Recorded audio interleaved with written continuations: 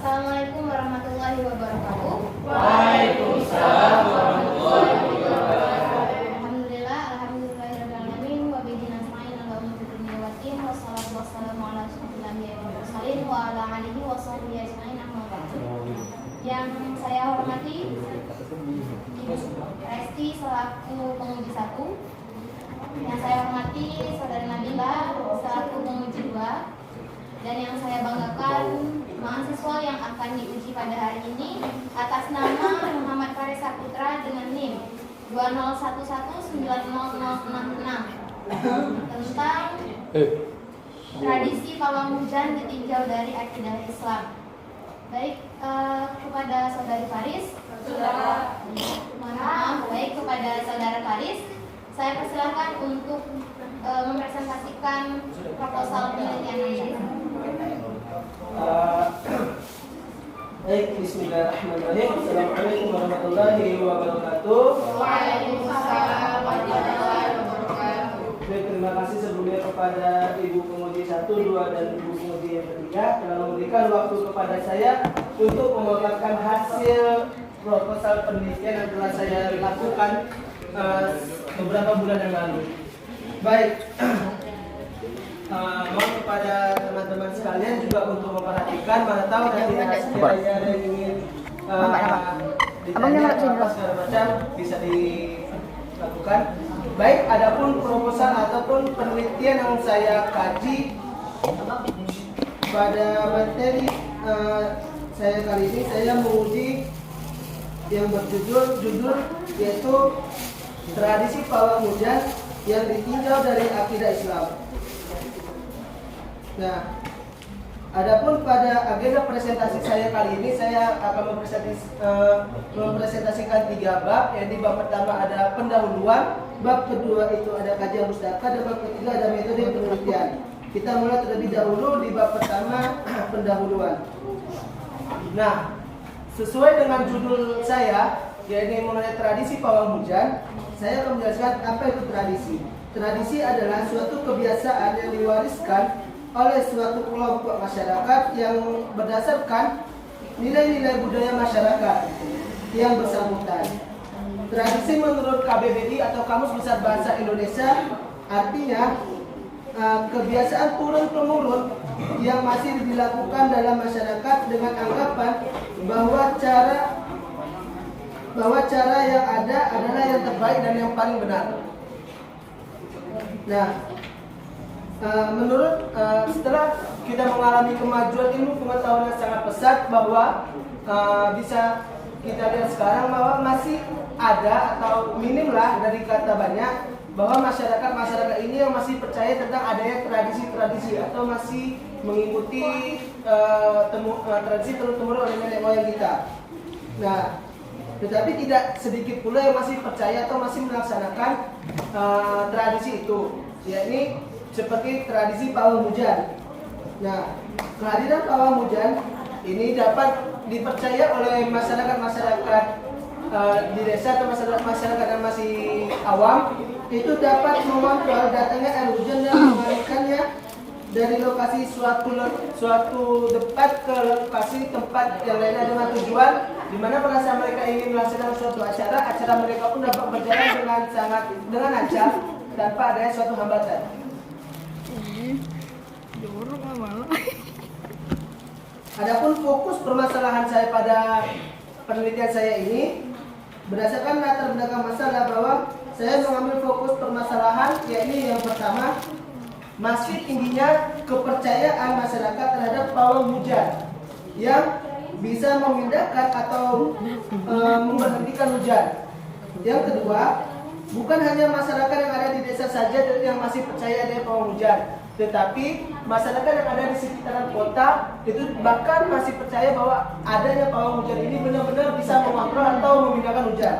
Sedangkan yang ketiga, harapan tinggi saya ini semoga saja cepat membuat masyarakat ini sadar bahwa tradisi pawang hujan ini itu salah dalam pandangan ajaran Islam. Rumusan masalah. Adapun rumusan masalah yang dapat saya ambil dari penelitian saya, yakni apa yang dimaksud dengan pawang hujan? Sudah jelas. Yang kedua, apa faktor yang membuat masyarakat bisa percaya terhadap pawang hujan? Yang ketiga, bagaimana tahapan atau cara dalam melakukan ritual pawang hujan? Dan yang keempat, bagaimana pandangan akidah Islam terhadap peristiwa pawang hujan ini? Tujuan dan kegunaan penelitian. Yang pertama, tujuan penelitian saya yaitu yang pertama untuk dapat mengetahui apa itu pawang hujan. Yang kedua, untuk mengetahui apa saja faktor yang membuat masyarakat kita ini masih percaya adanya pawang hujan. Yang ketiga, untuk mengetahui bagaimana tahapan dalam melaksanakan ritual pawang hujan. Dan terakhir, untuk mengetahui bagaimana pandangan akidah Islam dalam pawang hujan ini. Kegunaan penelitian. Yakni pertama, untuk saya sendiri atau penulis ini, saya dapat mengetahui apa itu pawang hujan. Yang kedua, saya dapat mengetahui atau penulis dapat mengetahui apa faktor saja dapat bagaimana faktor yang menyebabkan masyarakat masih percaya adanya pawang hujan. Yang ketiga, saya dapat mengetahui bagaimana cara melaksanakan pawang hujan. Dan terakhir, saya dapat mengetahui bagaimana sih konsep akidah Islam terhadap pawang hujan ini. Kajian pustaka. Kita masuk ke kajian pustaka dan studi relevan. Ini singkat aja ya. Ini kajian pustaka saya mengenai pengertian akidah Islam. Akidah Islam dapat dibedakan menjadi dua, yakni secara bahasa dan istilah.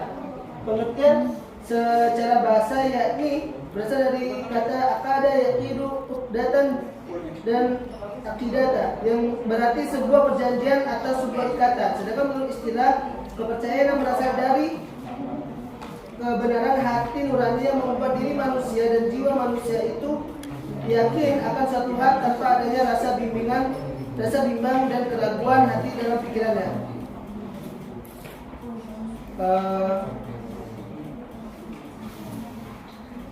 Berikut langsung masuk ke bab 3, metode penelitian. Nah, pendekatan dan metode penelitian. Berdasarkan dengan judul dan latar belakang yang telah saya paparkan, saya mengambil jenis penelitian ini termasuk dalam penelitian kualitatif dengan pendekatan deskriptif. Dengan pendekatan ini, data yang dikumpulkan adalah berupa kata-kata, gambar, angka, dan bukan angka. Data ini berasal dari naskah wawancara, catatan lapangan, foto, video, dokumen pribadi, catatan atau memo, dan dokumentasi resmi lainnya. Saya akan mengungkapkan fenomena atau kejadian dengan cara menjelaskan, memaparkan, atau menggambarkan dengan kata-kata secara jelas melalui kata-kata dan bahasa yang tidak berwujud angka dengan jenis penelitian deskriptif. Baik, mungkin itu saja mengingat waktu kita sedikit. Baik, mungkin itu saja pemaparan dari penelitian saya yang dapat saya paparkan. Saya kembalikan kepada Ibu Moderator. Baik, terima kasih kepada Saudara Faris atas penyampaian dari proposal Anda. Berikan kesempatan kepada Saudari Resti sebagai penguji 1 untuk memberikan pertanyaan terkait proposal yang sudah disampaikan oleh Saudara Faris. Baiklah, terima kasih sebelumnya kepada moderator sekaligus penguji juga. Dan saya ucapkan juga terima kasih kepada Saudara Faris yang telah memaparkan materi pada sidang proposal ini. Hanya sedikit yang ingin saya tanyakan dalam pembuatan proposal Anda. Saya rasa dalam pengambilan judul ini sangat jarang sekali terdengar untuk diteliti oleh yang mungkin tidak terdengar lumrah untuk diteliti. Saya hanya bertanya, teori apa yang Anda gunakan dalam penelitian Anda ini dan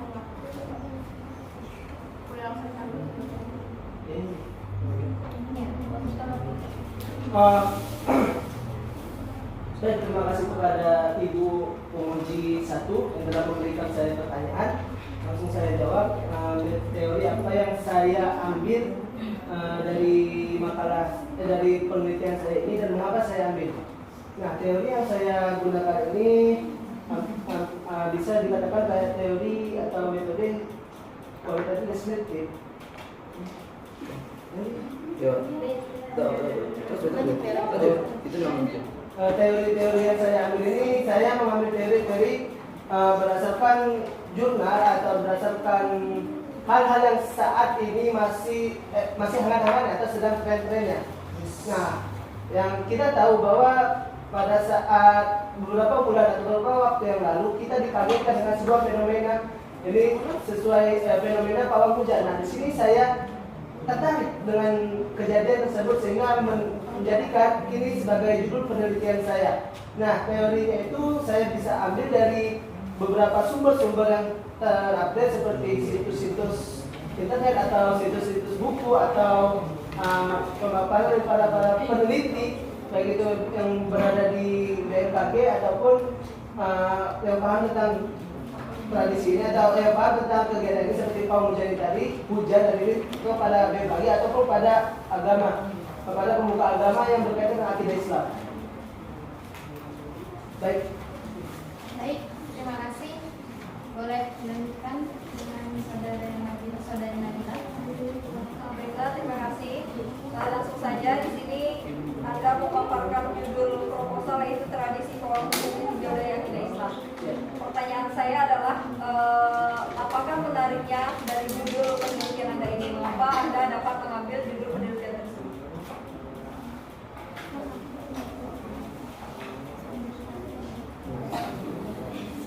baik, terima kasih kepada Ibu penguji kedua yang memberikan saya pertanyaan mengapa saya mengambil materi ini, apa menariknya. Nah, sebelumnya sudah saya jelaskan tadi bahwa tradisi, kita tahu bahwa tradisi ini kan kegiatan turun temurun atau yang bisa kita lihat sudah biasa, yang sudah biasa kita lihat ini tradisi ini terus mungkin di suatu masyarakat. Seperti halnya pada saat pernikahan ada sebuah tradisi bisa ada dari Jawa atau ada Padang, itu ada sebuah tradisi. Nah, tetapi tradisi menurut sesuai dengan judul saya, tradisi pawang hujan ini suatu yang baru gitu. Jadi itu kita pun masih kayak dikagetkan. Seperti yang sudah saya jelaskan tadi, beberapa bulan yang lalu kita dikagetkan dengan sebuah adanya pawang hujan. Nah, di sini masih mungkin dibagi kita nih pada zaman sekarang modern ini pun masih ada saja masyarakat yang percaya dengan pawang hujan ini. Padahal kita sudah ada yang namanya seperti BMKG yang bisa memprediksi atau mengirakan kapan hujan itu akan datang ataupun tidak ada. Dan kita tahu bahwa hujan ini adalah suatu rahmat dari Allah Subhanahu Wa Taala yang diturunkan kepada kita. Nah, mana tahu saja nanti di suatu wilayah itu ada sebuah masyarakat, sekumpulan masyarakat yang masih saja yang sudah sangat berharap akan turunnya hujan, tetapi di masyarakat lain itu malah menganggapnya sebuah ancaman atau sebuah kayak pengganggu dalam ketika mereka sedang melaksanakan suatu kegiatan. Nah, di sini saya berpikir cukup unik sekali masyarakat ini. Dia menggunakan pawang hujan ini untuk menolak rezeki yang sudah diberikan oleh Allah SWT kepada suatu wilayah tadi itu, tapi dia menolaknya sehingga bisa. Dan ada juga orang yang paham atau mengerti ritual ini yang bisa seakan-akan memang benar-benar bisa untuk memindahkan hujan tadi ke suatu daerah, sehingga wilayah yang tadi tidak mau atau tidak mau hujan benar-benar tidak terjadi adanya hujan di suatu wilayah itu. Baik, mungkin. Terima kasih. Baik, dari saya kan dari yang sudah ada paparkan mengenai apa saja sih menarikkan dari penelitian Anda. Pertanyaan saya sangat klasik. Sebenarnya apa manfaat dari penelitian yang kamu teliti ini? Kemudian apa sih pentingnya penelitian ini untuk kamu lakukan?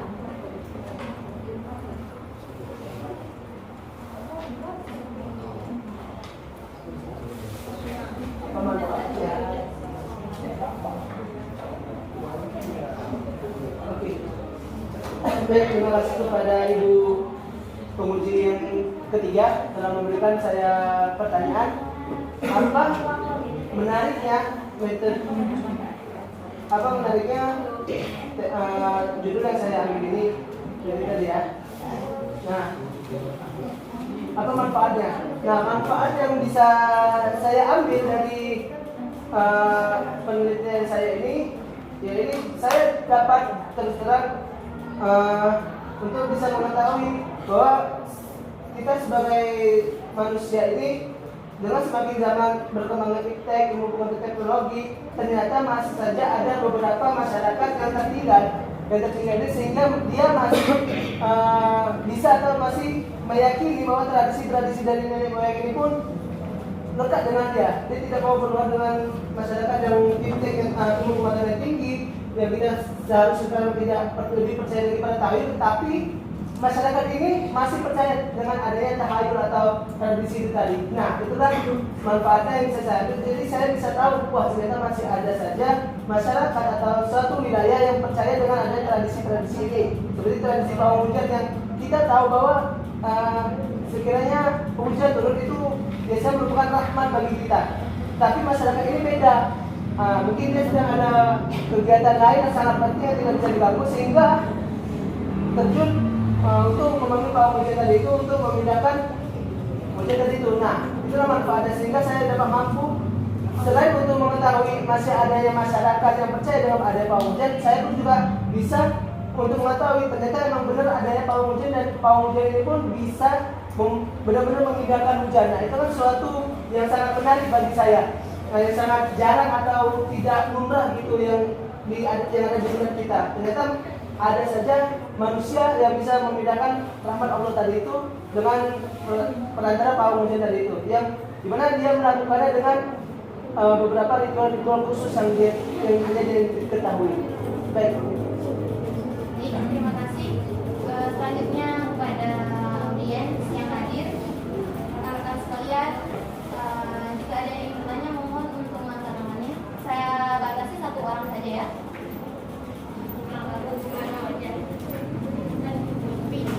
Ya, kepada Lutfi ya. Baiklah, terima kasih kepada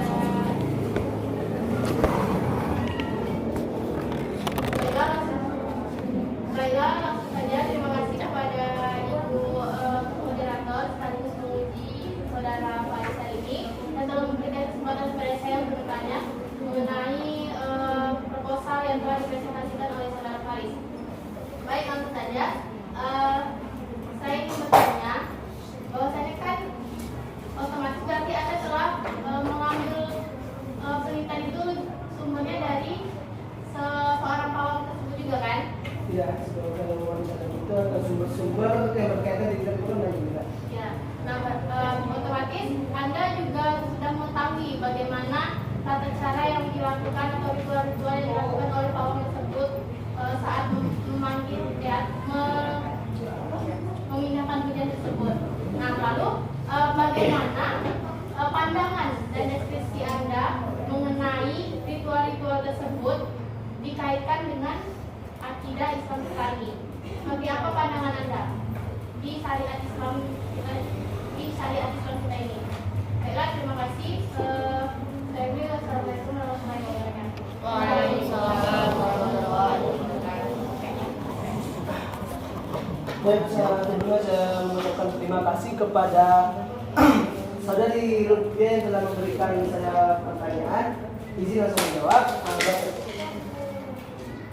Bagaimana pendapat saya tentang ritual-ritual tadi itu jika dikaitkan dengan akidah Islam? Betul ya? Seperti yang sudah saya bilang tadi, paparkan tadi, saya pun juga sudah melakukan beberapa riset tentang penelitian saya ini tentang pawang hujan tadi. Nah, bagaimana kaitan dengan kaidah Islam? Tentu ini sangat bertentangan dengan kaidah akidah Islam, di mana akidah Islam ini kita sangat dianjurkan kita hanya percaya kepada Allah Subhanahu wa taala dengan rahmat apa yang dikehendaki oleh Allah Subhanahu wa taala, itu adalah yang terbaik buat kita. Tetapi dengan ritual tadi itu adalah suatu perbuatan yang sangat melenceng atau yang sangat tidak benar gitu bagi bagi kita sebagai manusia biasa. Nah, mungkin kenapa orang itu bisa melakukan ritual-ritual tadi itu tanpa memiliki akidah Islam? Nah, mungkin saja dia terlahir atau berada di suatu wilayah atau kawasan atau bisa ruang lingkup atau keluarga itu dengan orang-orang yang kayak kurang itu agamanya yang masuk ke sana. Jadi pun dia masih kayak sudah bilang dia masih percaya adanya masih suatu masyarakat ini dan masih percaya dengan adanya lingkungan keuangan ini. Padahal di zaman sekarang yang sudah maju sekarang kita sudah percaya dengan adanya perkiraan cuaca dari BMKG. Nah itu kita juga bisa sebenarnya meminimalisir apa yang akan terjadi, apakah suatu wilayah ini akan terjadi hujan ataupun tidak. Nah tetapi orang di tradisi ini dia tidak mau, dia hanya percaya dengan kekuatan dia sendiri. Ya, kemudian kan dia juga menolak adanya rezeki dari Allah SWT tadi dengan peluang dia tadi. Nah inilah yang sangat bertentangan dari akidah Islam tadi itu. Dan itu. Ya, baik, terima kasih kepada saudara Haris. Sesi selanjutnya ya ini kritik dan saran mungkin dari para uji, silakan. Oke, jika tidak ada sedikit saja saran dari saya untuk mengenai tata cara penulisan. Lebih diperhatikan lagi ada beberapa kalimat di sini faktor, karena di sini seluruhnya penggunaan bahasa Indonesia. Diperhatikan lagi faktor itu menggunakan huruf apa. Kemudian untuk bagian daftar pustaka boleh lebih diteliti lagi tata cara penulisannya. Baik.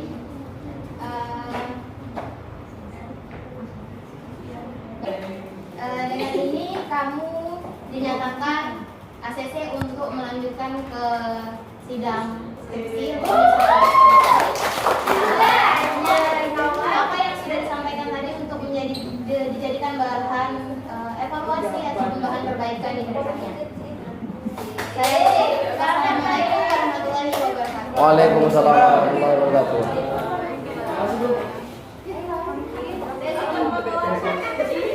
Selamat bro. Yuk.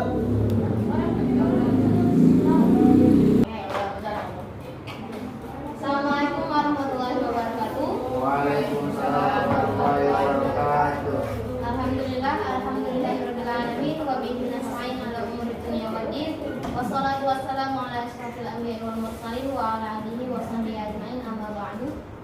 Yang terhormat Saudari Pemuji 1 Reski Ayunda Putri, yang terhormat Saudari Pemuji 2 Nabila. Kemudian yang saya banggakan mahasiswa yang akan diuji pada hari ini atas nama Muhammad Fadli dengan NIM 201190066 dengan judul Metode Takrir dalam Pembelajaran Tahfidzul Quran kelas 3 di MTS Negeri 1 Batanghari. Baik, untuk mempersingkat waktu langsung saja kepada Saudara Fadli untuk memaparkan proposal Anda. Terima kasih kepada Pemuji 3, Pemuji 1 dan Pemuji 2. Di sini saya mohon izin untuk memaparkan hasil proposal saya yang berjudul Metode Takrir dalam Pembelajaran Tahfidzul Quran kelas leader di MTS Negeri 1 Batanghari.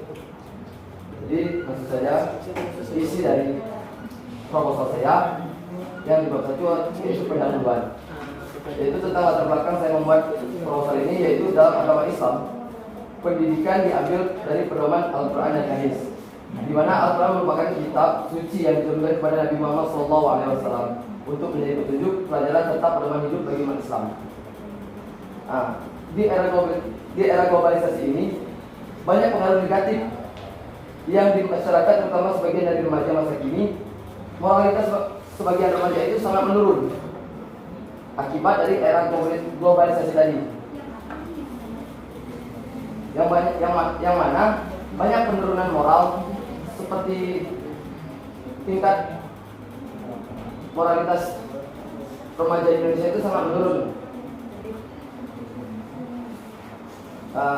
Lalu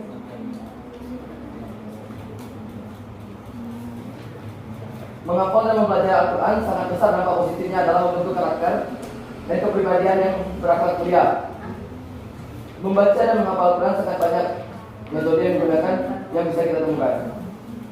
Lalu Al-Quran merupakan identitas umat Islam yang idealnya dimengerti dan dihayati oleh setiap individu yang mengakui Muslim.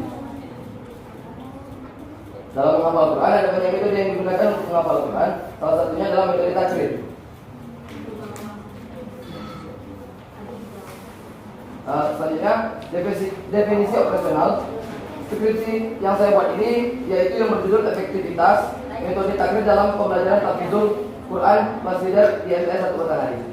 Untuk memperjelas pemahaman guna menghindari dari mencegah timbulnya salah penafsiran serta langkah awal dalam menyatukan persepsi dalam pemahaman ini, terlebih dahulu saya mendefinisikan beberapa istilah dalam judul sebagai berikut, yaitu yang pertama efektivitas, yang kedua yaitu metode takrir, yang ketiga yaitu pembelajaran tahfidzul Quran, yang keempat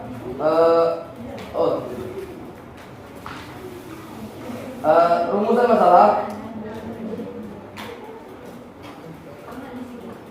Berdasarkan latar belakang masalah di atas, maka yang menjadi urusan masalah dalam penelitian yaitu bagaimana penerapan metode takrir dalam pembelajaran tahfidzul Quran kelas leader MTS 1 Batanghari. Turunan dari rumusan masalah tersebut yaitu yang pertama adalah bagaimana pelaksanaan metode takrir dalam pembelajaran tahfidzul Quran di MTS 1 Batanghari, dan yang kedua bagaimana efektivitas metode takrir dalam pembelajaran tahfidzul Quran di MTS 1 Batanghari. Tujuan penelitian dari proposal saya yaitu yang pertama untuk mengetahui dan mendeskripsikan bagaimana pelaksanaan dari metode takrir yang digunakan dalam pembelajaran tahfidzul Quran di MTS 1 Batanghari. Yang kedua yaitu untuk mengetahui bagaimana keberhasilan keefektifan dari metode takrir yang digunakan dalam pembelajaran tahfidzul Quran di MTS 1 Batanghari. Manfaat penelitian. Dari segi teoretik, hasil dari penelitian ini diharapkan dapat memberikan kontribusi pemikiran yang bersifat konstruktif, khususnya bagi kemajuan pendidikan agama Islam. Selanjutnya yaitu bab kedua, tinjauan teoritis.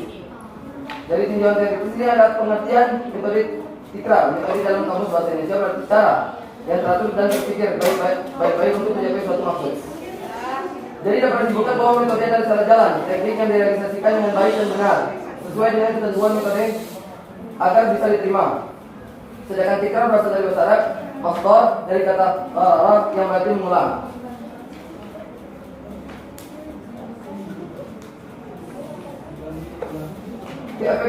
Keefektifan penerapan metode tikrar dalam menghafal Al-Quran.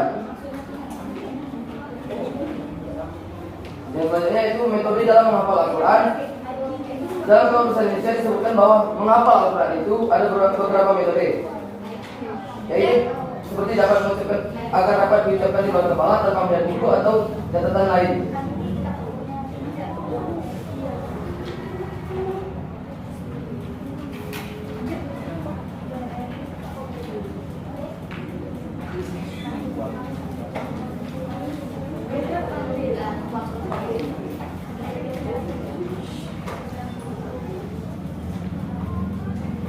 Yang kedua yaitu metode umum dalam menghafal Quran, yaitu pertama memahami ayat-ayat yang dihafali atau yaqra. Yang kedua mengulang-ulang sebelum menghafal atau tikrar. Yang ketiga mendengarkan sebelum menghafal atau talqin. Al-Arab. Selanjutnya yang bab ketiga yaitu metode penelitian. Sistematis berarti proses yang dilakukan dalam penelitian itu menggunakan langkah-langkah tertentu yang bersifat logis dan masuk akal. Yang pertama yaitu adalah jenis dan lokasi penelitian. Yang kedua pendekatan penelitian. Yang ketiga sumber data. Yang keempat metode pengumpulan. Yang kelima instrumen penelitian. Dan yang keenam teknik pengelolaan dan analisis. Mungkin sekian penjelasan yang dapat saya sampaikan. Saya kembalikan kepada moderator Publidi. Baik, terima kasih kepada Saudara Fadli atas penyampaian dari proposal Anda. Selanjutnya kita langsung saja memasuki sesi pertanyaan. Dalam hal ini langsung saja kepada para penguji dipersilakan.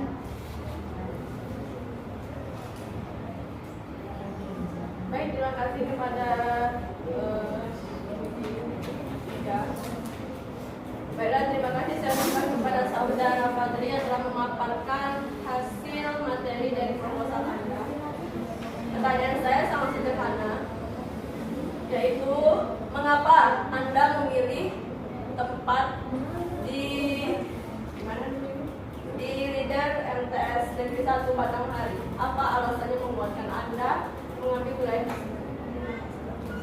Terima kasih kepada Kunci 1.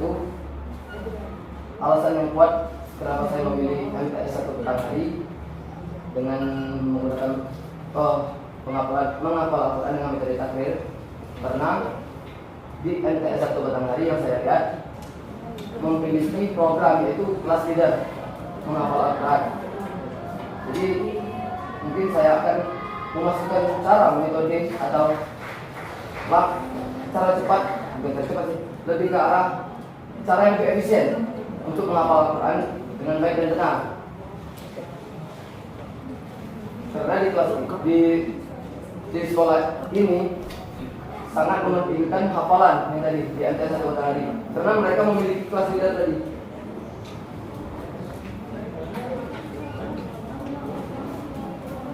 Baik, terima kasih. Langsung saja Guru Jiwa. Baiklah, langsung saja di sini saya ingin menanyakan mengenai apakah yang menjadi masalah dalam penelitian Anda ini, yaitu kan metode takrir dalam pembelajaran Al-Quran kelas leader di MTS 1 Batanghari. Nah, apakah yang menjadi masalah Anda dalam penelitian tersebut sehingga Anda memiliki ketertarikan dalam melakukan penelitian? Ya, terima kasih pada Kunci 2. Kenapa saya mengambil sekolah MTS 1 Batanghari? Yang menjadi permasalahan saya mengambil metode takrir dalam pengembangan sekolah kelas leader tadi. Kan di sini kan MTS 1 Negeri Batanghari kan sekolah umum, tidak seperti pesantren tadi. Jadi di sini saya sangat desain untuk memasukkan metode takrir ke dalam kelas leader di MTS 1 Batanghari. Karena mungkin di MTS 1 Batanghari ini membutuhkan masukan dari luar, seperti saran atau cara dari seseorang untuk agar lebih efisien lah, atau lebih lancar berjalannya kelas leader tadi, agar para siswa dan siswi dapat menghafal Al-Quran lebih baik atau lebih sempurna. Mungkin alasan saya tadi karena di MTS 1 Batanghari ini adalah sekolah umum tadi, sedangkan di pesantren kan sudah banyak menghafal takrir seperti itu. Baik, yang dari pertanyaan yang kedua. Jadi metode penelitian yang Anda gunakan ini metode penelitian apa?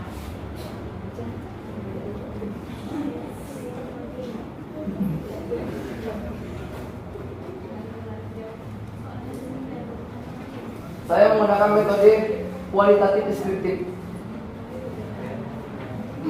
untuk mengumpulkan data atau informasi yang saya ambil di MTS 1 Negeri Batanghari.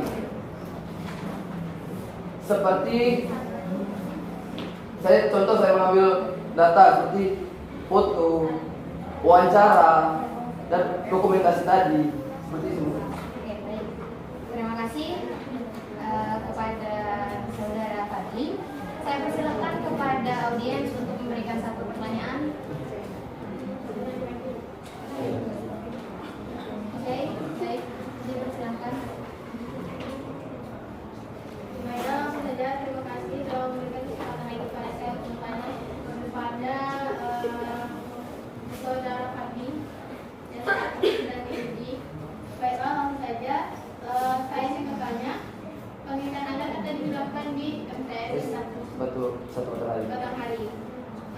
Terus metode yang digunakan adalah metode takrir.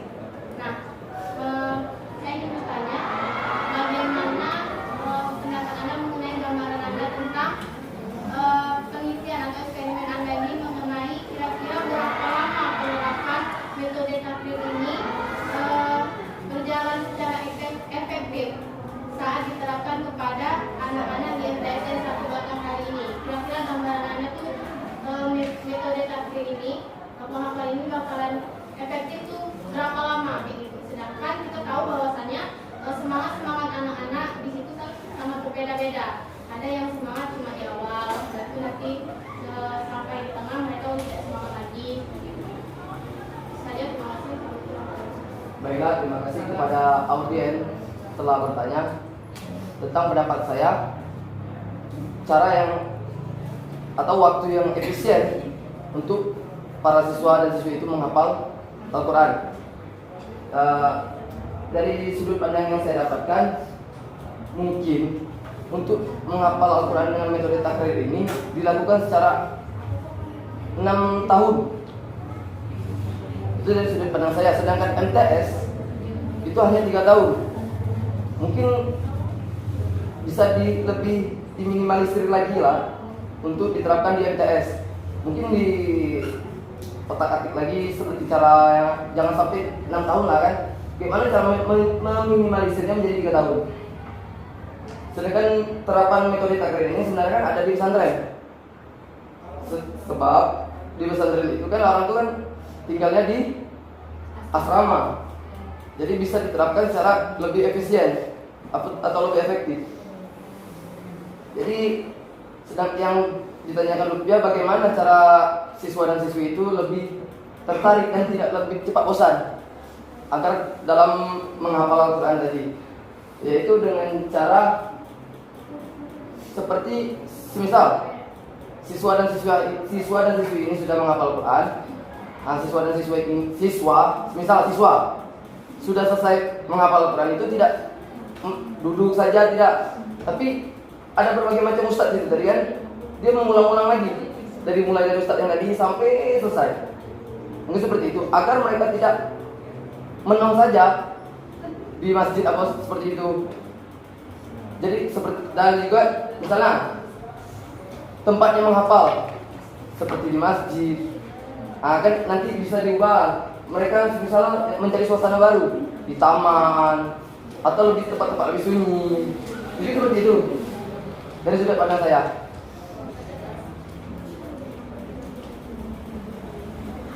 Baik, saudari Fadli, sedikit saya tambahkan.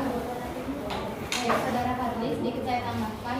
Tadi Anda kan berkata mungkin, berarti Anda belum yakin dengan metode takrir ini. Tadi kan Anda berkata ada kalimat mungkin di dalamnya kan. Nah, berarti Anda belum yakin dengan metode takrir ini sendiri. Saya sudah yakin saya sudah yakin dengan metode saya ini. Kenapa? Karena sudah saya terapkan, sedang berjalan juga dengan metode takrir ini. Sedangkan yang saya ambil dari metode takrir ini dari metode yang ada di dalam pesantren. Saya meminimalisirkan cara penggunaannya di dalam MTS.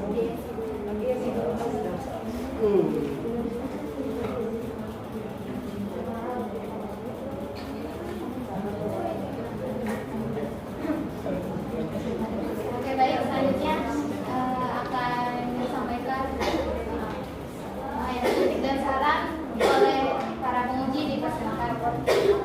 Baik, mungkin saya hanya menambahkan untuk kedepannya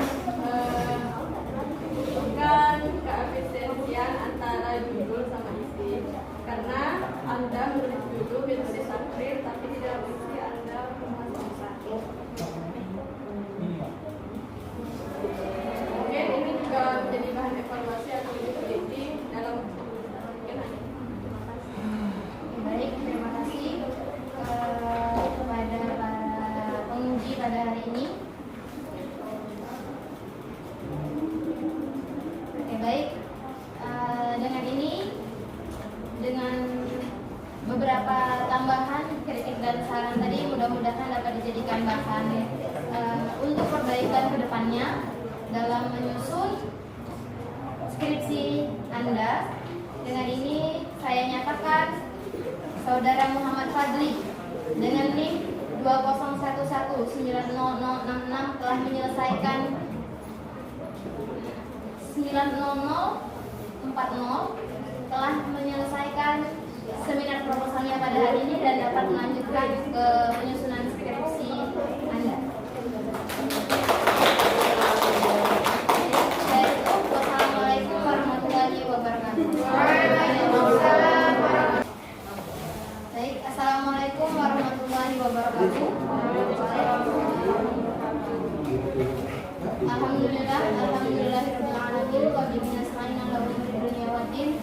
wassalatu wassalamu ala asyrofil anbiya'i wal mursalin wa ala alihi wa sahbihi ajma'in amma ba'du. Yang terhormat Saudari Pemuji 1 Resti Ayunda Putri, yang terhormat Saudari Pemuji 2 Nabila, yang saya banggakan pada hari ini mahasiswa yang akan diuji atau diseminarkan proposalnya pada hari ini atas nama Gustin Nilasari dengan NIM 20119065. Baik, dengan ini sidang ini resmi dibuka.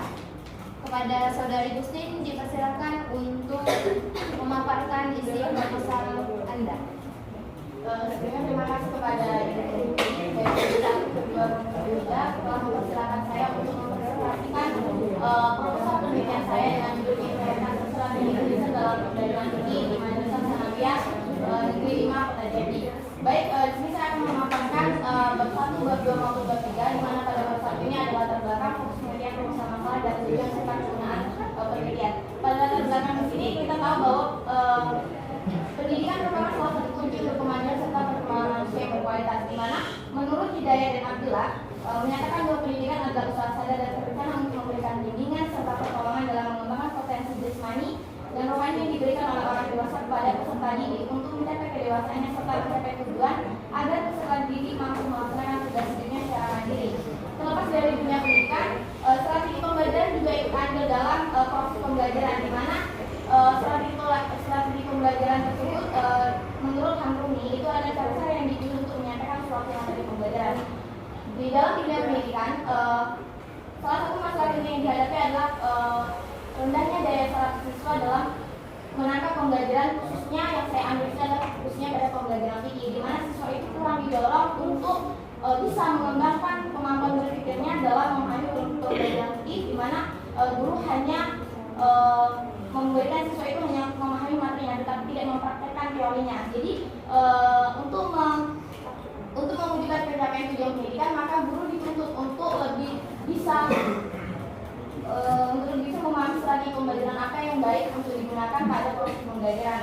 Kemudian di sini saya menggunakan metodenya itu strategi tulisan, di mana strategi tulisan di sini adalah belajar dari rumah, di mana dalam proses pembelajaran itu siswa itu lebih menguasai dalam proses pembelajaran, di mana guru hanya sebagai fasilitator, di mana dalam proses pembelajaran siswa lebih aktif dalam menyampaikan materi pembelajaran kepada teman sebayanya.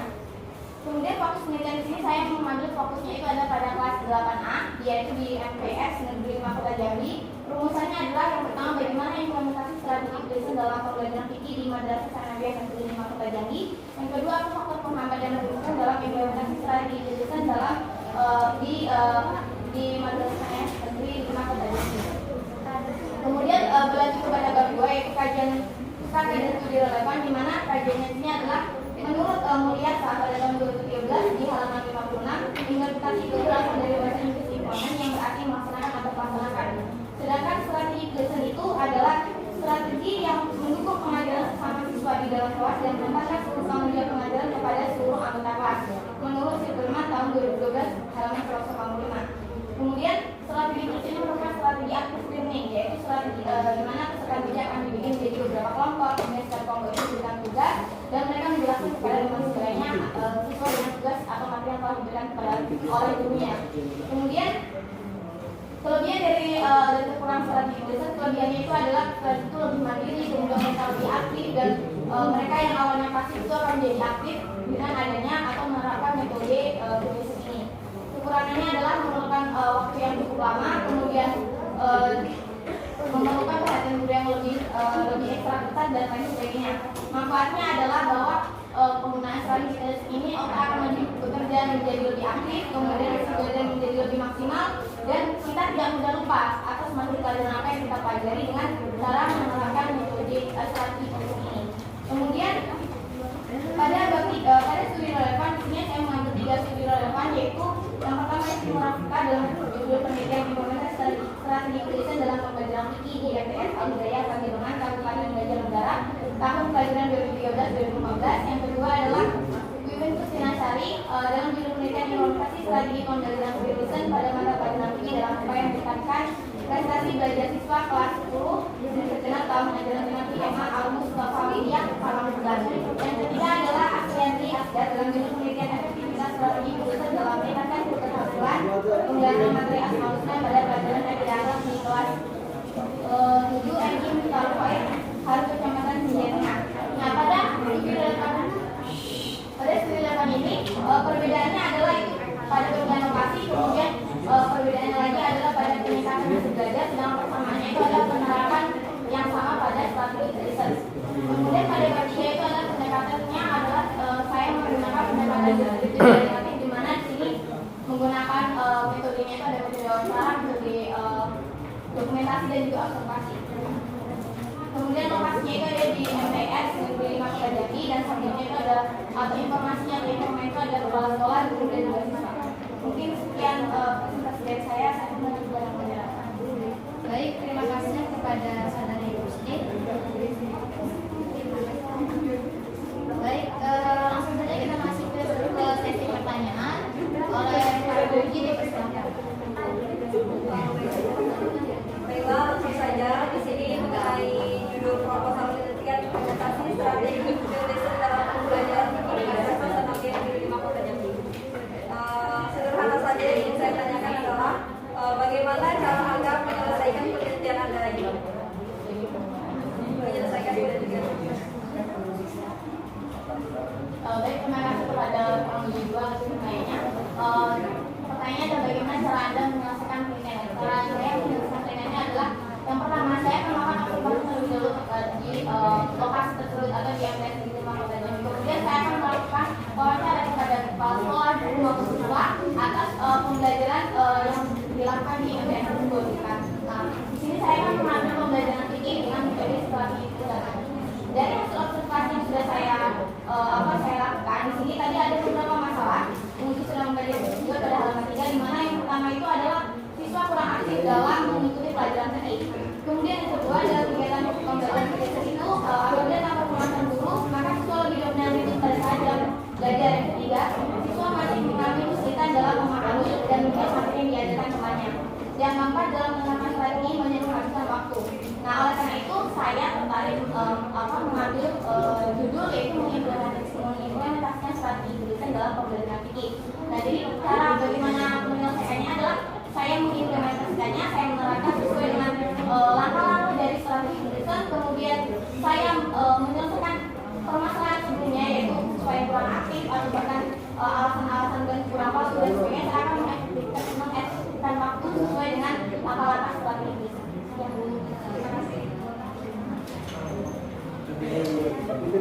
Baik, selanjutnya pada penguji saya. Baik, terima kasih. Langsung saja.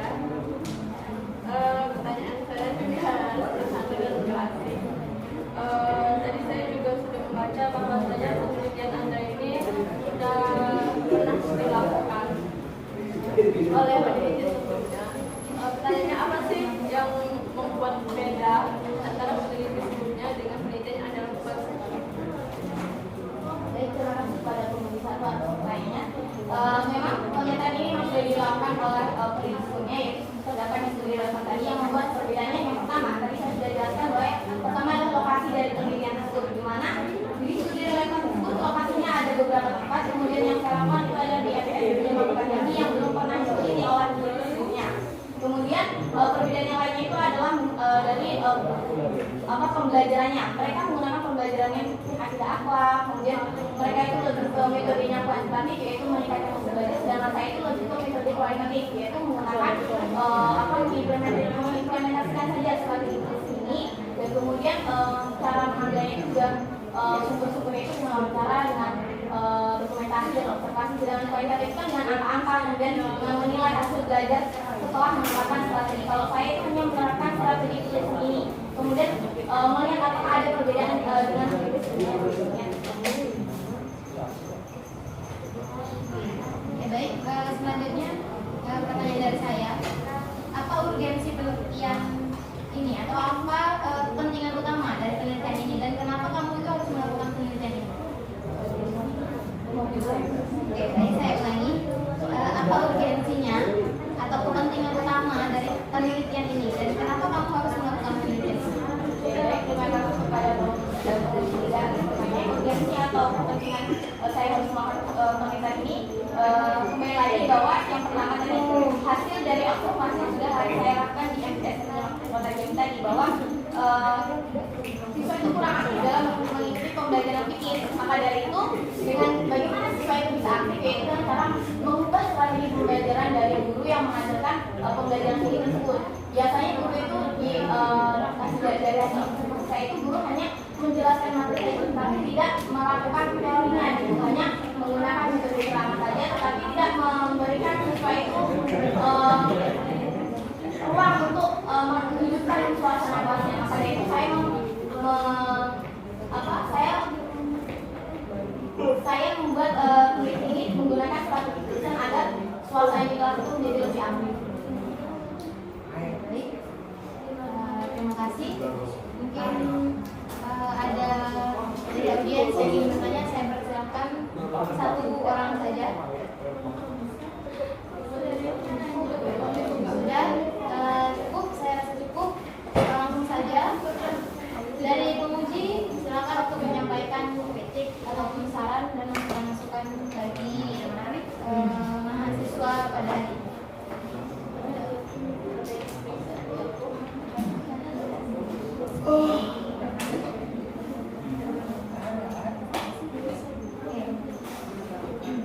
Baik, saya rasa dari untuk penulisannya dulu ya, dari penulisan pada daftar isi itu mengenai kajian teori pustaka di bab 2 itu saya rasa cukup dijelaskan pada poin A dan B saja, tidak perlu ada inti lagi di dalamnya.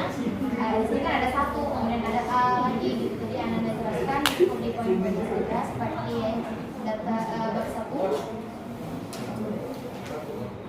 Saya rasa itu mungkin nanti apa yang disampaikan oleh para penguji ini supaya bisa menjadi bahan evaluasi atau bahan perbaikan lagi untuk melanjutkan ke penyusunan skripsi Anda. Dengan ini atas nama Gustin Milasari dengan NIM 2011900065 dapat dinyatakan selesai dalam melaksanakan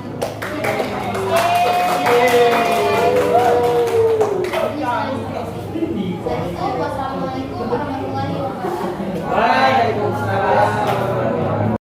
Bismillahirrahmanirrahim. Assalamualaikum warahmatullahi wabarakatuh. Waalaikumsalam warahmatullahi wabarakatuh.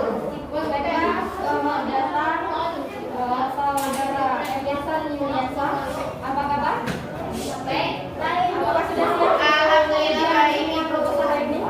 Oke, sebelumnya kami akan memperkenalkan diri. Yang pertama yaitu ada penguji 1, yaitu ada Ibu Marisa SPD. Yang kedua, penguji 2 yaitu Ibu Widian Putri Agustin SPD. Yang terakhir ada saya Nuri Tiana SPD. Baiklah, kepada saudara Irfan dipersilakan untuk memaparkan hasil proposal tersebut.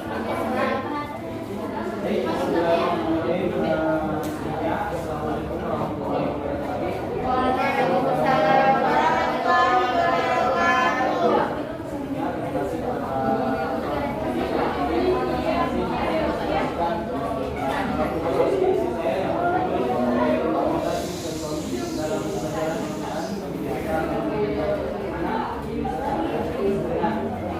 Adapun kali ini agenda presentasi saya pertama saya sampaikan dulu pendahuluannya.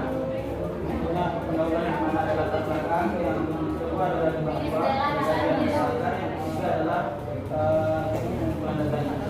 Baik, langsung saja masuk ke bab pertama pendahuluan untuk yang latar belakang ini. Saya ini adalah latar belakang misalnya adalah peneliti saya sebagai peneliti akan berhenti yang menjadi teori Al-Quran. Namun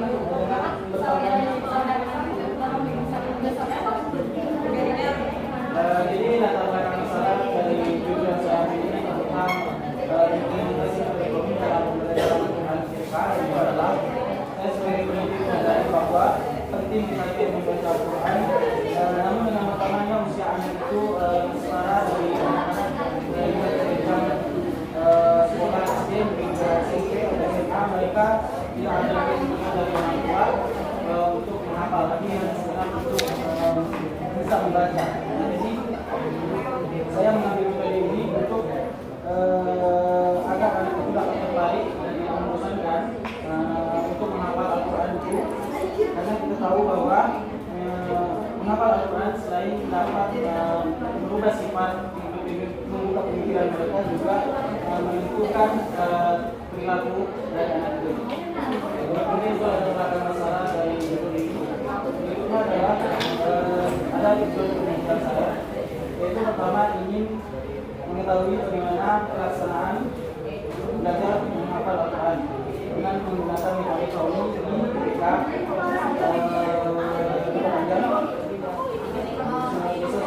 yang kedua adalah ingin mengetahui apa saja kendala yang akan dihadapi. Yang ketiga adalah ingin mengetahui bagaimana upaya-upaya dan hasil belajar menghafal Al-Quran melalui metode kauni.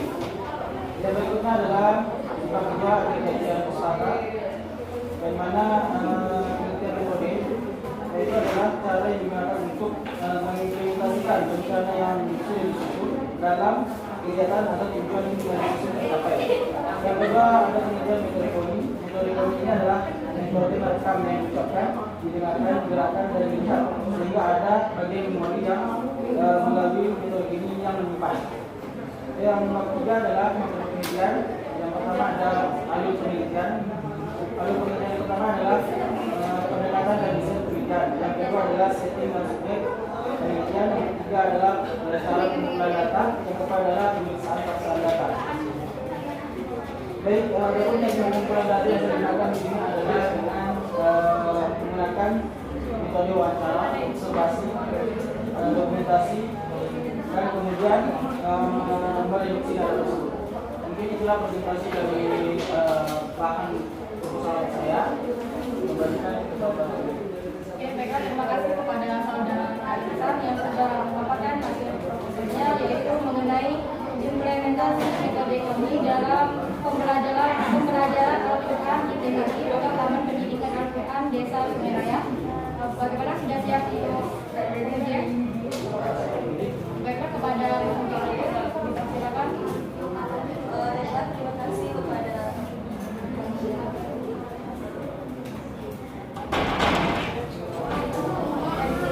yang saya telah melakukan penelitian skripsinya dan adapun saya sebagai penguji masih ingin menanyakan bagaimana pelaksanaan dari segi metode ini dalam pembelajaran pendidikan Al-Quran. Nah, apa saja kelebihannya dan apa saja kendala dalam penerapan atau implementasi dalam penerapan metode tersebut dalam SD Taman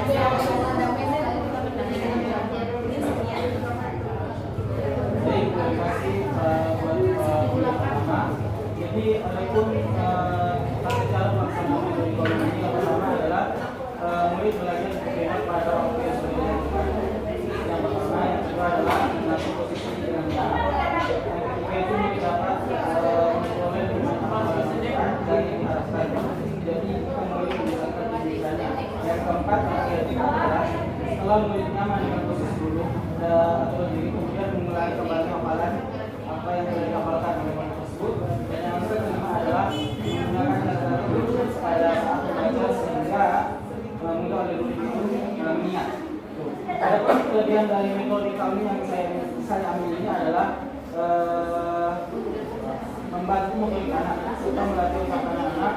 Jadi maksud dari metode ini adalah menghafal sambil memahaminya melalui gerakan tubuh atau menginstruksikannya, yang mana akan menimbulkan minat, dan selain menimbulkan minat ini tidak membosankan. Artinya bahwa anak ini belajar dengan cara menyenangkan.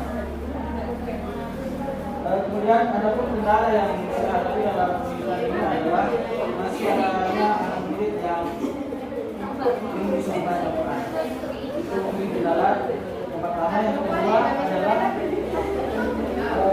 masih kurang minat dari mereka, artinya masih harus ada arahan untuk mereka untuk diarahkan ke arah mengajar sambil menghafal.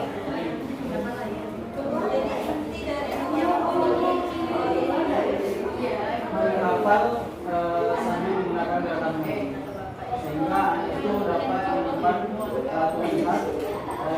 dari orang yang melakukan prakteknya sehingga mereka dapat memori mereka sehingga mereka akan Berarti lebih memakai dengan ya, perhatikan dengan memori. layan sekian. Terima kasih. Selanjutnya pada peneliti silakan. Baik, Alhamdulillah. Di sini ada judul implementasi metode Kauni dalam pembelajaran Al-Quran di TPQ atau Taman Pendidikan Al-Quran Desa Sungai Raya. Tujuan dari metode judul ini apa? Penelitian yang menguatkan latar belakang yang paling menguatkan ada metode judul ini apa? Memangnya ada masalah apa di dalam judul ini sehingga Anda meneliti dari judul ini? Jadi yang melatar belakangi saya mengambil judul ini adalah karena adanya kecenderungan yang terjadi di tempat saya meneliti, yaitu adanya kecenderungan bahwa anak yang sudah masih anak menginjak di dalam pendidikan yang mengarah ke SMP, SD, mereka itu tidak ada tuntunan lagi dari orang tua untuk menghafal Al-Quran, tapi hanya ikut segera bisa membacanya. Jadi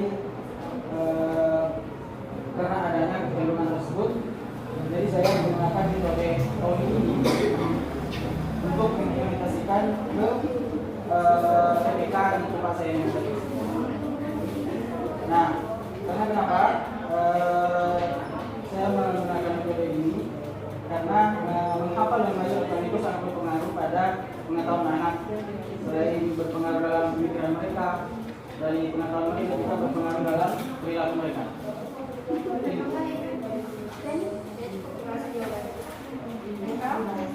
Masih Yayasan Yunyansa mengangkat atau meneliti mengenai implementasi metode Kauni dalam pembelajaran Al-Quran di TPQ Sungai Raya, Desa Sungai Raya. Mereka, saya ingin tanya, mengapa saudara tertarik untuk meneliti pembelajaran Al-Quran di TPQ Desa Sungai Raya? Karena sendiri kalau saya tertarik meneliti judul ini, karena ada perumpamaan kata-kata yang berbunyi pakai itu yang ada dua, ya. Artinya ini kita menempati atau menempati, ya kan. Nah, jadi satu topik yang kita ini adalah apabila ada penerapan pendidikan Al-Quran dengan arahan bimbingan untuk menghafal Al-Quran dari usia anak anak-anak, maka besar tidak menutup kemungkinan anak itu akan dijatuhkan. Nah, jadi dimulai dari hal kecil. Terus tidak berprosesnya sehingga yang besar. Dan adapun pentingnya dari penelitian ini adalah sangat penting karena saya lihat daripada lingkungan TPK Nurul Ihsan di desa tersebut, dari pandangan saya sangat memerlukan langkah-langkah dalam penimbunan hati dan pikiran untuk mencintai Al-Quran dengan cara menghafalkan dan memahaminya, bukan hanya sekedar bisa membacanya. Di lingkungan tersebut masyarakat ini menyadari bahwa mengkaji Al-Quran dengan cara menghafal itu sangat penting. Sehingga kebiasaan menghafal tertanam dalam diri anak TPK tersebut, sehingga walaupun mereka sudah masuk ke pendidikan yang lebih tinggi, mereka akan tetap terus menghafal. Oke, baiklah, terima kasih. Satu lagi, mengapa saudara memilih metode Kauni untuk mempelajari Al-Quran di desa Sungai Raya? Kenapa tidak di desa yang lain? Padahal banyak desa yang lain. Ya. Jadi kenapa saya terapkan di desa tersebut? Ya, karena saya sebenarnya mau di lapangan di desa tersebut, ya. Jadi saya lihat dengan apa yang kurang, apa yang menjadi yang kurang dalam desa tersebut anak-anaknya. Nah, inilah yang kenapa saya mengambil desa tersebut karena memang cocok untuk metode ini dilaksanakan. Baiklah, terima kasih kepada teman. Selanjutnya untuk sesi kritik dan saran, satu, dua, silakan. Saya sebagai Halo, di sini tidak berpikiran toh. tata Tidak ber. desain skripsi ini. Yang Sempurna. pertama Aku minta tadi surat pengajuan judul. dan juga ada dari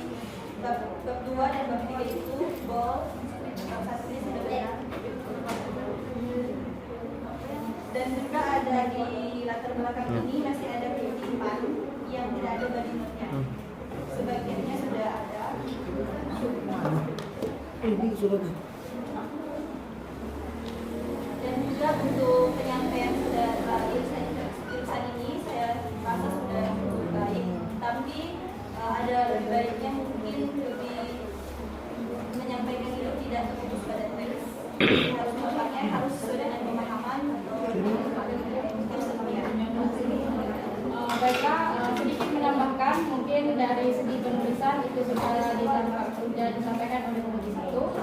Di sini saya akan memberi saran sedikit mengenai langkah dalam memaparkan materi, menjawab atau sebagainya. Itu disarankan lebih baik tidak menggunakan kata atau mungkin itu lebih sehingga bisa meyakinkan kami bahwasannya saudara sudah memahami materi dari yang saudara sampaikan. Mungkin itu saja saran dari kami yang bertiga. Baiklah, terima kasih kepada saudara Irsan. Tepat pada pukul 11.54 mengenai judul proposal yaitu implementasi metode kauni dalam pembelajaran Al-Quran di TPI Desa Sungai Raya. Atas nama Irsan Yuliansa dengan NIM 201190042 kami nyatakan lulus untuk melakukan tahap selanjutnya. Assalamualaikum warahmatullahi wabarakatuh. Waalaikumsalam warahmatullahi wabarakatuh. Baiklah, selamat datang kepada saudara Muhammad Ahmad. Bagaimana kabarnya hari ini? Apakah sudah siap untuk mengikuti pengujian proposal? Baiklah, sebelumnya kami perkenalkan diri. Yang pertama yaitu ada penguji satu, yaitu Ibu Marisa SPDI. Yang kedua ada Ibu Windy Putri. Ulang. Bismillahirrahmanirrahim. Baiklah, selamat datang kepada saudara Muhammad Ahmad. Bagaimana kabarnya hari ini? Sudah siap untuk mengikuti pengujian seminar proposal?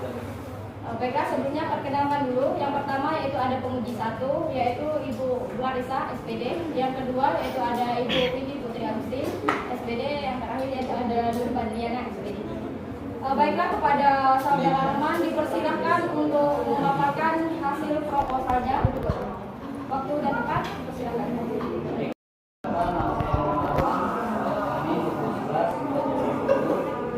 Ini saya sedikit menjelaskan tentang proyek tentang efektivitas metode pembelajaran demonstrasi dalam media audiovisual pada kemampuan meningkatkan pemahaman fisik, pembentukan jenazah dan visual industri.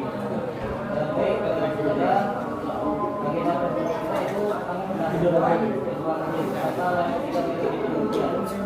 Untuk latar belakangnya adalah ini pendidikan ada usaha membina dan mengembangkan upaya kajian manusia baik di bagian rohani atau bagian jasmani. Yaitu untuk selanjutnya identifikasi kegiatan pelajaran uang berjalan dengan aktif guru mengajar misalnya menggunakan metode drama di mana dalam kegiatan belajar mengajar juga guru hanya menggunakan apa yang dijelaskan oleh guru tanpa satu kegiatan dalam mendapatkan apa yang dipelajari. Itu yang bisa mengetahui harapan dari inovasi dengan menggunakan media audiovisual untuk meningkatkan fikih tentang jenazah.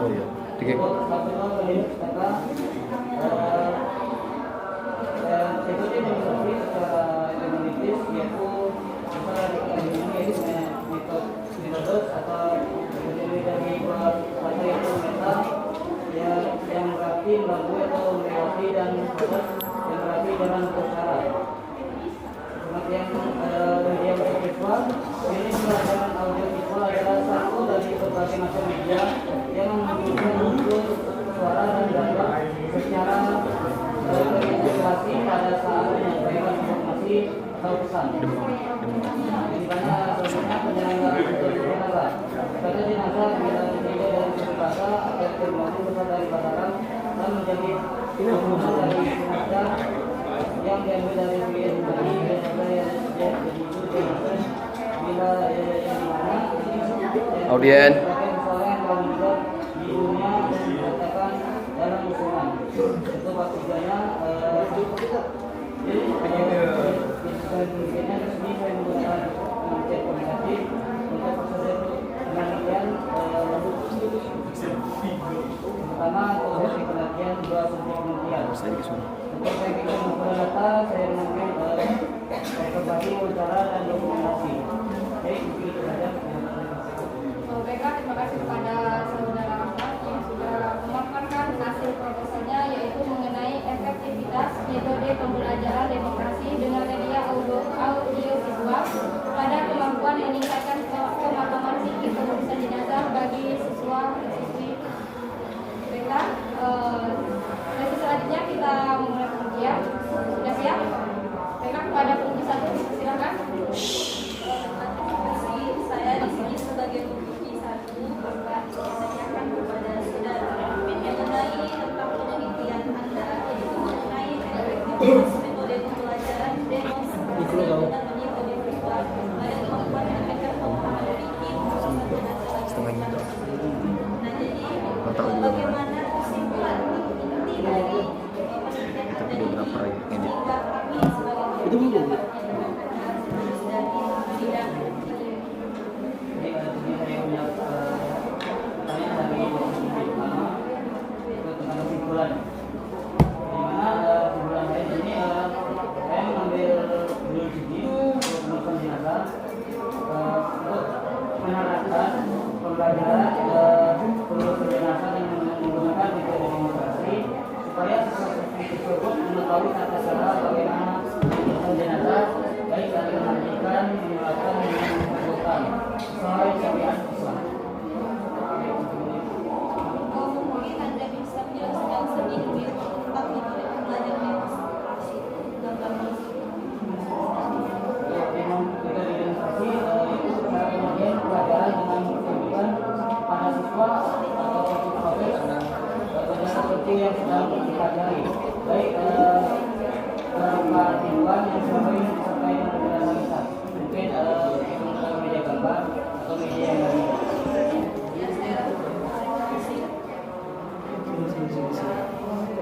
Baik, bagaimana dapat apa?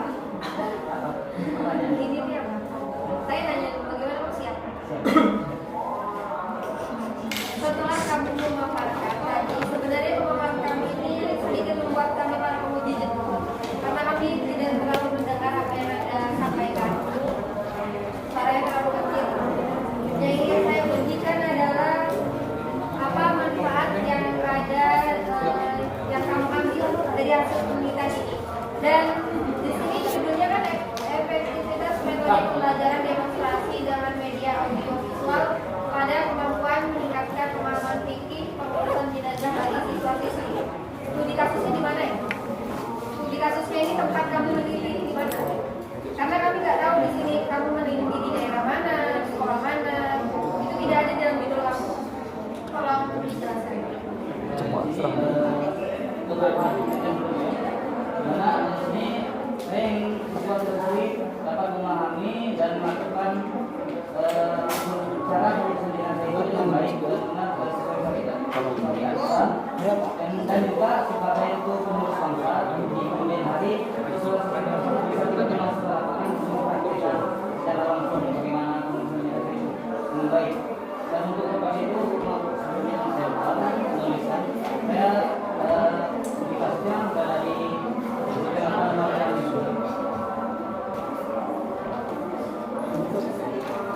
Sebenarnya ini adalah hal yang paling fatal karena kan kamu tidak mencantumkan.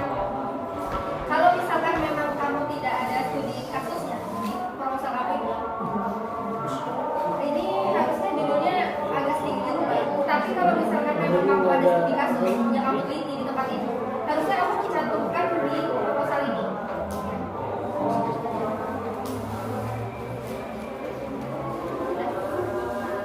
Baiklah, selanjutnya pertanyaan dari saya yaitu mengenai judul yang diangkat oleh saudara Rahman, efektivitas metode pembelajaran demonstrasi dengan media audiovisual pada kemampuan meningkatkan pemahaman fikih penulisan jenazah bagi siswa.